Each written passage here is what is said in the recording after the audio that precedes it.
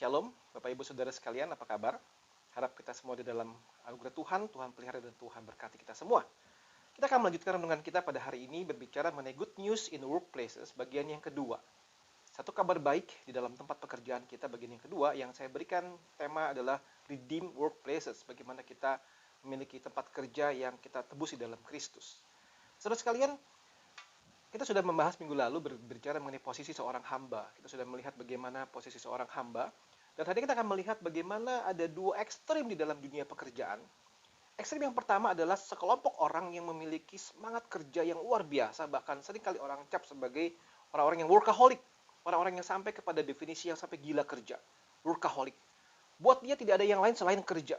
Terus bekerja, terus cari uang, terus luar biasa memeras dirinya. Begitu rupa sampai orang-orang bilang dia orang yang workaholic. Di sisi yang lain, juga ada orang yang kerjanya malas-malasan, saudara. Mereka merasa, rasanya terpaksa kalau harus bangun pagi di hari Senin, rasanya beban berat sekali. Mereka malas-malasan. So, sekarang bagaimana seharusnya? Apakah bisa ada sebuah keseimbangan antara seorang yang workaholic dengan orang yang malas-malasan? Ada nggak di tengah-tengahnya? Ada nggak bagaimana kita bisa memaknai pekerjaan kita? Bagaimana kita bisa melihat pekerjaan kita? Dan cara kita memandang pekerjaan kita akan mempengaruhi cara kerja kita pastinya. Saudara, kita akan melihat saat ini sekilas saja, karena renungan saya tidak panjang, Christian Worldview on Work, bagaimana cara pandang Kristen mengenai dunia kerja. Karena saya percaya cara pandang kita akan mempengaruhi begitu banyak sekali dalam kegiatan-kegiatan sehari-hari. Nah, saudara, kita akan mulai dari creation, dari bagaimana penciptaan. Saya akan bacakan Kejadian 1 ayat 28 dan Kejadian 2 ayat yang ke-15. Allah memberkati mereka. Kemudian dikatakan di situ, lalu Allah berfirman kepada mereka, beranak cuculah dan bertambah banyak, penuhilah bumi dan taklukkanlah itu, berkuasalah atas ikan-ikan di laut dan burung-burung di udara, atas segala binatang yang merayap di bumi. Ini adalah satu awal di mana Allah memberkati, menciptakan manusia dan dia memberikan satu mandat.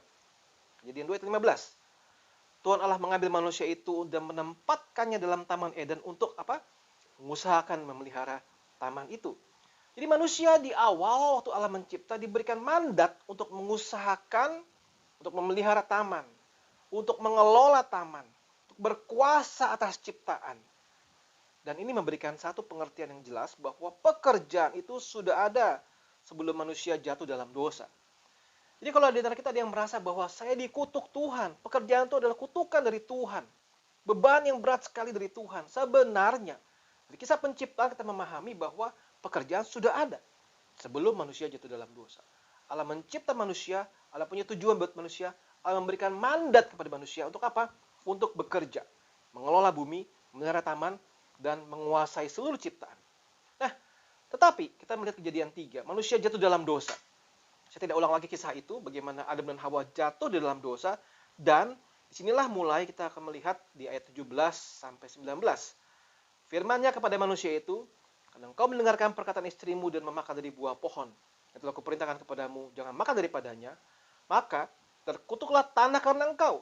Dengan bersusah payah engkau akan mencari rezekimu dari tanah seumur hidupmu. Semak duri dan rumput duri akan dihasilkannya bagimu, dan tumbuh-tumbuhan di padang akan menjadi makananmu. Dengan berpeluh engkau akan mencari makananmu, sampai engkau kembali lagi menjadi tanah. Dan dari situlah engkau diambil, sebab engkau debu, dan engkau akan kembali menjadi debu. Nah, ini adalah satu hukuman atas dosa manusia. Adam dihukum, Hawa dihukum, bahkan di sini kita melihat tanah pun jadi dikutuk oleh Tuhan, dan mengakibatkan apa? Tanah dikutuk, dan manusia harus susah payah mencari rezeki dari tanah. Susah payah, in pain, mengalami penderitaan, tidak mudah. Tidak mudah. Apa efeknya, saudara-saudara? Maka sejak itu kita melihat bahwa manusia harus bekerja dengan luar biasa, begitu susah payah untuk bisa mencari rezeki, mencari uang, mencari makanan. Nah, apa efeknya? Sebagaimana saya sampaikan di awal tadi, ada satu bagian orang yang merasa jadi malas kerja, merasa dibebani oleh pekerjaan dan merasa dikutuk oleh Tuhan. Sisi yang lain juga ada muncul orang-orang yang menjadi orang yang gila kerja. Susah, orang-orang yang sampai mengalami masalah di dalam pekerjaan sampai begitu gila kerja workaholic, biasanya orang-orang tersebut juga bisa mengalami masalah kesehatan karena terlalu memforsir tubuhnya. Biasanya juga bisa mengalami masalah-masalah apa? Tidak bisa mengatur waktu dengan keluarga. Anak-anak jadi broken home karena yang dicari hanya uang saja. Kadang-kadang bisa muncul masalah-masalah korupsi, tergoda untuk mencari uang lebih daripada yang diharusnya dapat. Dan bisa muncul masalah-masalah yang lain. Sementara orang-orang yang malas bekerja, kita mengalami fenomena muncul kemiskinan. Dan akhirnya bisa muncul juga kejahatan-kejahatan. Sehingga begitu mengerikan sekali efeknya waktu manusia jatuh di dalam dosa. Manusia rasanya tanpa pengharapan. Mungkin kau merasa kerja seperti seekor marmut kecil yang putar-putar di satu roda yang tidak ada ujungnya. Terus tidak ada selesainya. Entah sampai kapan. Sampai mati baru selesai. Karena mereka tidak punya pengharapan dan merasa pekerjaan sebagai sebuah beban yang harus terus dikerjakan. Tapi puji Tuhan, saudara sekalian. Puji Tuhan. Kenapa? Efesus 2, ayat 8-9, kisah tentang penebusan Kristus. Dikatakan di sini begini. Sebab karena kasih karunia kamu diselamatkan oleh iman. Itu bukan hasil usahamu, tapi pemberian Allah. Itu bukan hasil pekerjaanmu. Jangan ada orang yang memegahkan diri. Saudara-saudara sekalian, inilah bicara mengenai bukan karena kekuatan, kehebatan kita, bukan karena usaha pekerjaan kita, tetapi kasih karunia Allah, pemberian Allah, maka kita bisa diselamatkan. Dan sebagai efeknya apa? Efesus 4 ayat 20-24. Satu rangkaian yang sudah kita baca berulang-ulang minggu-minggu sebelumnya. Bicara mengenai apa? Kamu bukan demikian. Kamu telah belajar mengenal Kristus. Yaitu ayat 22, saya langsung potong. Kamu berhubung dengan kehidupan kamu yang dahulu harus mendengarkan manusia lama, yang menemui kebinasaannya oleh nafsunya yang menyesatkan, supaya kamu dibaharui di dalam roh dan pikiranmu, dan mengenakan manusia baru, telah diciptakan kehendak Allah dalam kebenaran dan kekudusan yang sesungguhnya. Kita sudah ditebus oleh Kristus. Maka seluruh hidup kita, masuk pekerjaan kita juga harus sudah berbeda. Sudah ditebus oleh Kristus. Maka disebutkan di sini, kamu mengenakan manusia baru. Maka sebagaimana renungan-renungan sebelumnya, bagaimana kita sebagai manusia baru memaknai pekerjaan kita. Saudara-saudara, ada beberapa ayat yang kita mau coba lihat-lihat di bawah ini ya. Saya ajak kita lihat 2 Tesalonika 3 ayat 10. Sebab juga waktu kami berada di antara kamu, kami memberi peringatan ini kepada kamu. Jika seorang tidak mau bekerja, janganlah ia makan. Wah, keras sekali peringatan ini. Jika seorang tidak mau bekerja, janganlah ia makan. Kemudian, Kolose 3 ayat 23. Apapun juga yang kamu perbuat, perbuatlah dengan segenap hatimu seperti untuk Tuhan dan bukan untuk manusia. 1 Korintus 10 ayat 31, aku menjawab, jika engkau makan atau jika engkau minum, atau jika engkau melakukan sesuatu yang lain, lakukanlah semuanya itu untuk kemuliaan Allah. Saudara, puji Tuhan, pekerjaan kita ditebus oleh Kristus. Pekerjaan menjadi sebuah mandat dari Tuhan yang harus kita jalankan sebagaimana kita ciptaan Tuhan yang menjalankan mandat dari Tuhan. Pekerjaan adalah anugerah Tuhan, saudara. Sebagai image of God. Saudara bisa bayangkan, Allah bekerja. Allah terus bekerja sampai sekarang, menopang ciptaan, memelihara ciptaan. Dan kita pun sebagai manusia, ciptaan Tuhan, image of God, juga bekerja. Itu sebuah anugerah Tuhan yang besar. Jika kita melihat pekerjaan sebagai sebuah anugerah dari Tuhan. Yang ketiga, saudara, pekerjaan tebus oleh Kristus berarti sebagai sebuah saran untuk apa? Mengembangkan talenta yang Tuhan beri. Sudah lihat perumpamaan talenta. Diberikan 5, diberikan 2, diberikan 1. Tuhan menuntut pengembangan diri, pengembangan talenta. Jadi pekerjaan kita adalah sebuah saran untuk mengembangkan talenta yang Tuhan beri. Ada kalanya mungkin pekerjaan kita tidak sesuai dengan talenta kita. Saudara, mari kita bergumul bersama-sama. Mencari tahu pimpinan Tuhan. Bagaimana saya bisa mengembangkan talenta kita dalam pekerjaan kita untuk kemuliaan nama Tuhan.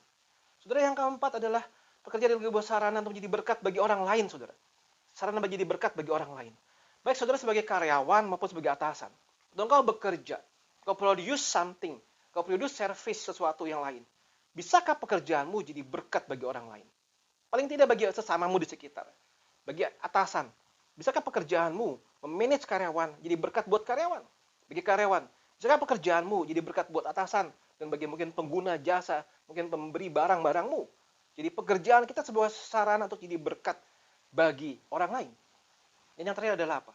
Pekerjaan tebus Kristus adalah pekerjaan kita untuk kemuliaan Tuhan. Maka dikatakan 1 Korintus tadi apa? 1 Korintus 10 tadi.